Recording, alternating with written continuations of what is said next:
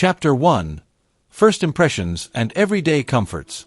The airplane doors hiss open, and a gentle waft of clean, conditioned air greets me. It's my first time stepping onto South Korean soil, and even before I exit the aero bridge, I'm met with the first whisper of what life here will feel like: order. The arrival hall at Incheon International Airport doesn't hum like most airports. It flows. Travelers move in organized streams. Signboards switch effortlessly between Korean, English, Chinese, and Japanese. The polished floors reflect overhead lights in perfect symmetry, and the air smells faintly of roasted coffee drifting from a cafe tucked near immigration. As I collect my luggage, I glance around and notice something small but telling. No raised voices, no impatient huffing. Even in a crowd, there's space for courtesy. Stepping outside the terminal, the cool air surprises me. Even in winter, the city doesn't smell of exhaust fumes or dampness. The airport limousine bus glides into the bay exactly at the time posted on the digital display. I settle into my seat, and the journey into Seoul begins. From the wide expressways leading into the city, glass towers rise in clean lines, while distant mountains stand like silent guardians in the background. I realize something. South Korea doesn't try to hide its urban density. Instead, it frames it with nature. In between apartment complexes, there are always pockets of green. As we approach the heart of Seoul, neon signs and digital billboards begin to glow against the winter sky. The streets are busy but not chaotic. And then, the driver's voice comes over the speaker, polite, measured, almost melodic. Even public announcements here carry a kind of calm. One of the first benefits of life in South Korea becomes obvious within hours: safety. That night, I venture into Myeongdong, one of Seoul's busiest shopping districts. The streets are lined with food stalls selling everything from tteokbokki, spicy rice cakes, to sweet hotteok pancakes oozing brown sugar and cinnamon. It's 11:30 p.m., and yet, the streets are full of people. Families with young children, teenagers laughing over fried chicken, elderly couples strolling arm in arm. No one looks over their shoulder nervously. A shopkeeper leaves her stall unattended for a few minutes while helping a neighboring vendor, and no one touches a thing. This trust, this unspoken social contract, is woven deep into Korean society. It's the kind of environment where you could accidentally leave your phone on a cafe table, return an hour later, and find it exactly where you left it. The next morning, I get my first taste, quite literally, of Korea's obsession with convenience. I wake up craving coffee. It's 6 a.m., the sun barely peeking over the Han River, and yet within minutes I find a 24/7 cafe. The streets are dotted with CU, GS25, and 7-Eleven stores that sell not only snacks and drinks but also fresh meals, toiletries, stationery, and even ready-to-mail parcels. Inside one, I notice an entire section dedicated to freshly prepared kimbap, rice rolls, sandwiches, and steaming bowls of instant noodles. The cashier, in a perfectly pressed uniform, greets every customer with the same cheerful tone. Later that day, I discover another level of convenience: delivery culture. In South Korea, you can order almost anything to your doorstep: meals, groceries, laundry services, even phone chargers. And it's not just same-day delivery, it's same-hour delivery. This efficiency isn't just for show, it's a reflection of how much value Korean society places on people's time. If convenience is the heartbeat of Korean daily life, public transport is the circulatory system that keeps it alive. On my second day, I load a T-Money card, a small plastic card that works on buses, subways, taxis, and even in some convenience stores. The Seoul subway map looks intimidating at first, a web of color-coded lines, but the system is so well designed that I never feel lost. Every station has bilingual signs, and the trains arrive exactly when scheduled. One evening, I'm heading from Hongdae to Gangnam during rush hour. The subway is full, but there's no pushing, no loud talking. People stand neatly, phones in hand, earphones in place, each in their own quiet bubble. Even the escalators follow an unspoken rule: stand on the right, walk on the left. Public transportation here doesn't just move people, it shapes the rhythm of daily life. It allows you to explore every corner of the city without ever owning a car, reducing living costs and making the urban sprawl manageable. One rainy afternoon, I wander through Bukchon Hanok village, where traditional Korean houses, hanok, sit nestled between narrow alleyways. Even with tourists passing through, the streets are spotless. You'll notice something peculiar: public trash bins are rare. At first, I think it's inconvenient, but then I realize the reason. People here carry their trash until they find the right place to dispose of it. It's not about rules, it's about respect for shared spaces. This mindset extends to public facilities too. Parks, subway stations, and even public restrooms are maintained with care. The result? A city where you can sit on a bench without worrying about litter, or stroll through a park without stepping over discarded wrappers. South Korea is often called the most connected country in the world, and it shows in the smallest moments. Free public Wi-Fi is everywhere, in buses, subways, parks, even mountain hiking trails. Internet speeds are so fast that streaming a high-definition film takes seconds. At a cafe, I watch as a customer orders a drink by scanning a QR code at the table, pays with a mobile app, and receives it without ever speaking to the barista. In restaurants, tablets replace menus, and payments are often contactless. Technology here doesn't feel intrusive. It feels like a quiet assistant that makes life smoother. As days pass, another subtle benefit of life here emerges: politeness. In shops, clerks greet customers with a bow and the phrase, "Welcome." On buses, passengers thank the driver when getting off. In apartment buildings, neighbors bow slightly when passing each other in the hallway. It's not just about formal manners, it's a culture of acknowledging the presence of others. It makes even mundane transactions, buying milk, riding an elevator, feel pleasant. Even without being a foodie, it's impossible not to fall in love with the food culture. Beyond the famous barbecue restaurants and bubbling jjigae, stews, there's a respect for freshness and seasonality. I remember sitting in a small eatery in Insadong, where an elderly couple served me bibimbap with vegetables they'd picked from their own garden that morning. Meals here often come with a variety of banchan, small side dishes like kimchi, pickled radish, and seasoned spinach, all included at no extra cost. Eating out is affordable, and you can have a full, hearty meal for the price of a single coffee in some Western cities. One evening, I find myself walking along the Han River. Families are having picnics, couples are cycling, and groups of friends are playing guitar under the bridges. Street lamps cast a soft glow, and the city skyline twinkles across the water. Chapter 2: Work, Education and Innovation. The morning sun spills over the city, casting golden light on Seoul's skyline. Today, my plan is to explore the engines that power South Korea's rise, its work culture, education system, and relentless drive for innovation. If Chapter 1 was about comfort, safety, and ease, this chapter is about ambition, the pulse of a nation that went from war-torn poverty in the 1950s to one of the most advanced economies in the world within a single lifetime. I begin in Gangnam, not the song, but the actual district, where glass towers rise like gleaming chess pieces. Inside one such tower is a co-working space on the 27th floor. When the elevator doors open, I step into a bright, plant-filled lounge overlooking the Han River. Here, young entrepreneurs in jeans sit beside corporate managers in suits. The air hums with the clicking of keyboards, muted phone calls, and the occasional burst of laughter from a meeting corner. South Korea's workspaces, whether in multinational offices or trendy startup hubs, carry a unique blend of discipline and collaboration. Meetings start on time. Deadlines are respected. But there's also a sense of we're in this together. The poly culture, meaning hurry, hurry, still exists, but it's increasingly balanced by a focus on efficiency and smart work rather than just long hours. One benefit I notice immediately: the infrastructure around work is designed to reduce friction in daily life. Many office buildings have cafes, convenience stores, gyms, and even nap rooms. Subway stations are strategically placed so that most workers are within a short walking distance from public transport. For late-night workers, safe and reliable taxis or night buses are readily available. And then there's the technology layer.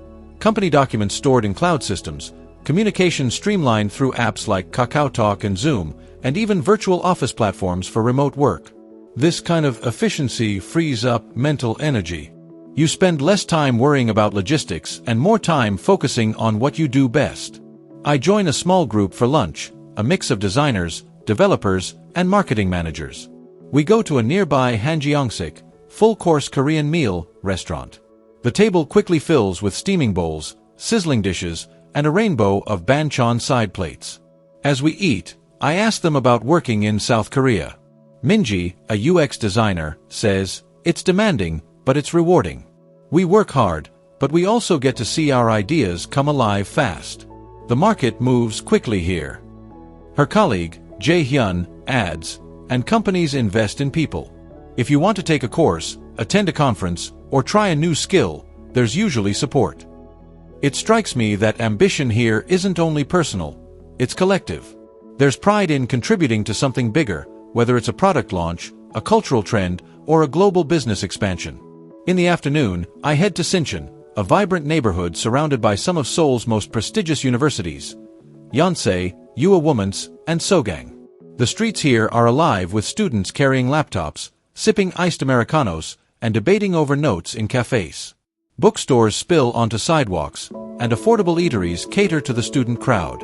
Inside Yonsei University, the campus blends Gothic-style stone buildings with sleek modern lecture halls. Education here is not just about lectures, it's about networks, clubs, competitions, and research projects that link directly to industries.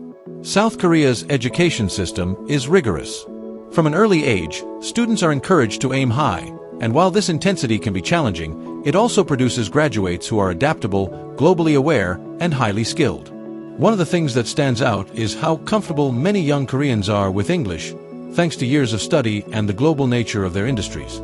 I meet Soo Jin, an engineering student who's fluent in Korean, English, and Japanese. She tells me, we're a small country in size, so we connect to the world. Learning languages isn't just for travel, it's for survival in the global market. This openness to global exchange makes South Korea an attractive place for foreign professionals and students.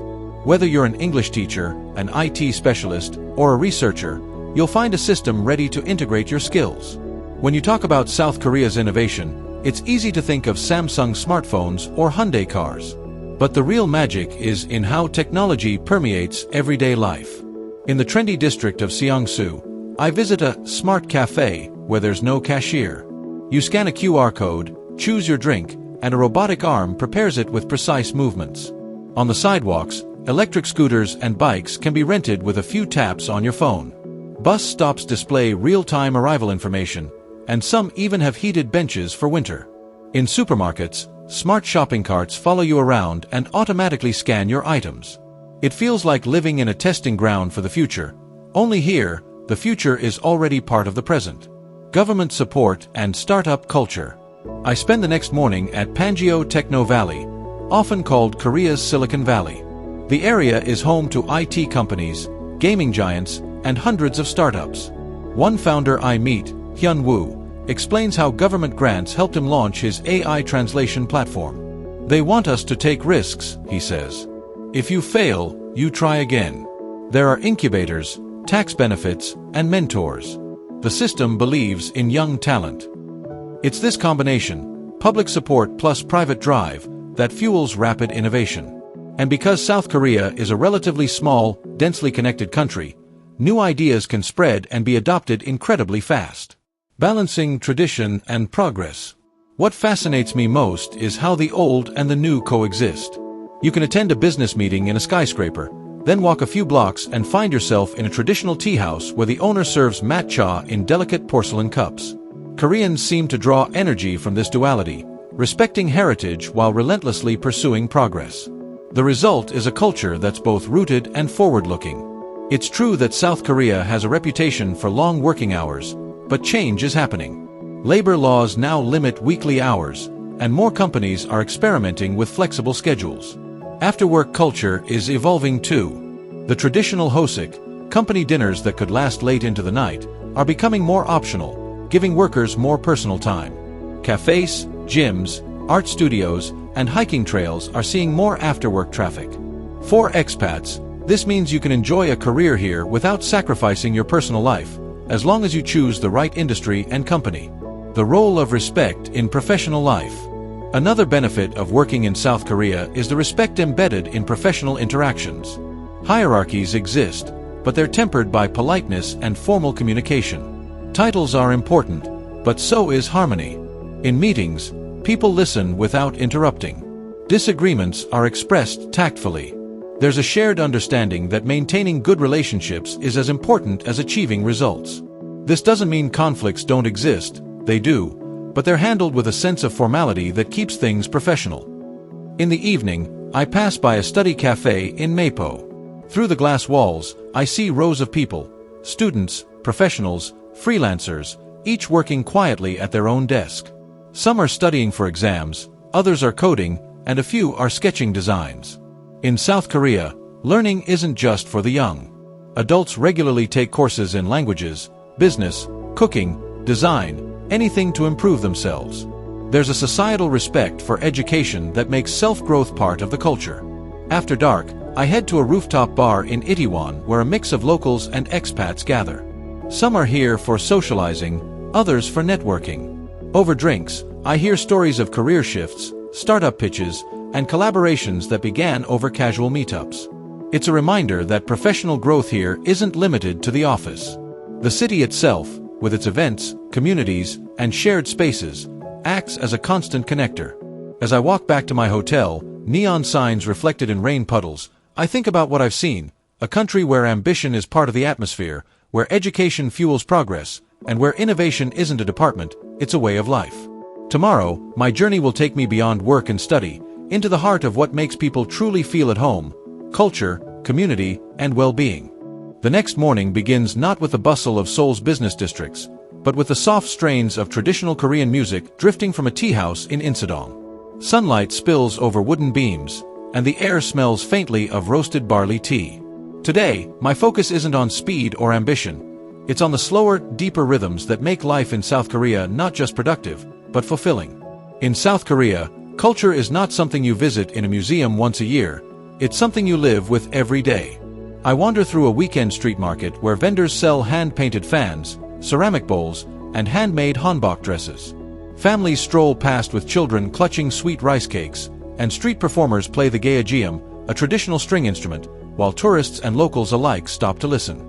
The beauty of life here is how effortlessly the old coexists with the new. You can spend the morning in a centuries-old Buddhist temple, the afternoon at a modern art gallery, and the evening at a K-pop concert, all without leaving the city. This constant cultural exposure enriches daily life, creating a sense of belonging not only to a place, but to a story that stretches centuries into the past.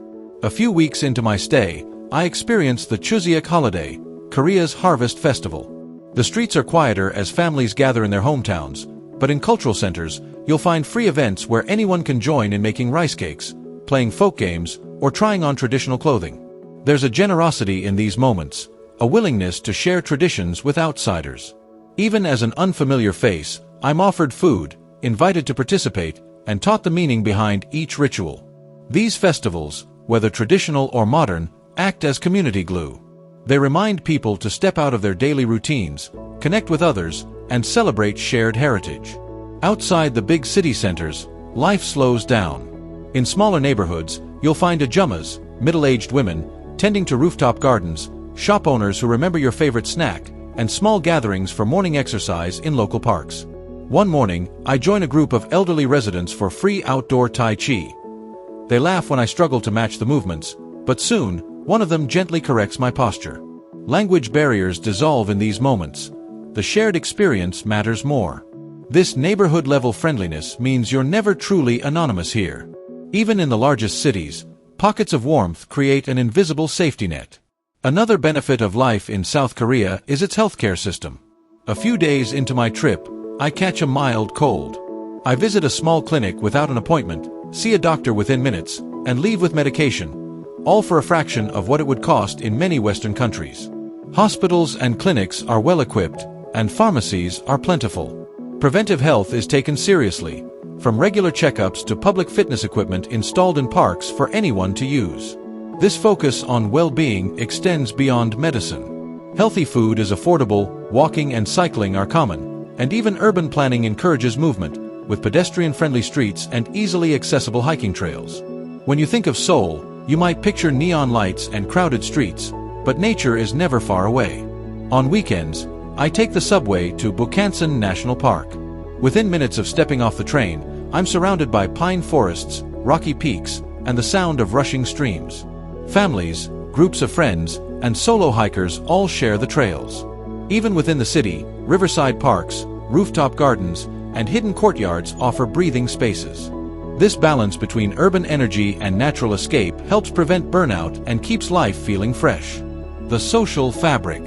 What strikes me most about South Korea is how its social fabric is woven from both tradition and adaptation. Respect for elders is still strong. Education is still highly valued. But younger generations are also reshaping norms, creating spaces for individuality, mental health conversations, and more flexible lifestyles. In cafes, I overhear students discussing volunteer trips abroad. In community centers, retirees are learning photography or yoga. Everywhere I go, there's movement, not just physical, but social and cultural, toward a more inclusive, connected way of living. A closing reflection. On my final night, I return to the Han River. This time, I sit on the grass with a cup of patbingsu, shaved ice topped with sweet red beans. Around me, people are laughing, playing music, and watching the lights of the city shimmer on the water. I think about the 3 layers of life I've witnessed here. Everyday comforts, safety, cleanliness, and convenience. Work and innovation, a drive for excellence supported by education and technology. Culture and well-being, the human warmth, traditions, and health systems that make it all sustainable. Living in South Korea isn't just about enjoying these benefits separately. It's about how seamlessly they blend into a lifestyle that's fast-paced yet grounded, modern yet deeply connected to its roots. As the city hums softly in the background, I realize that South Korea's greatest gift to its residents and visitors is balance, the kind that allows you to dream big while still feeling at home.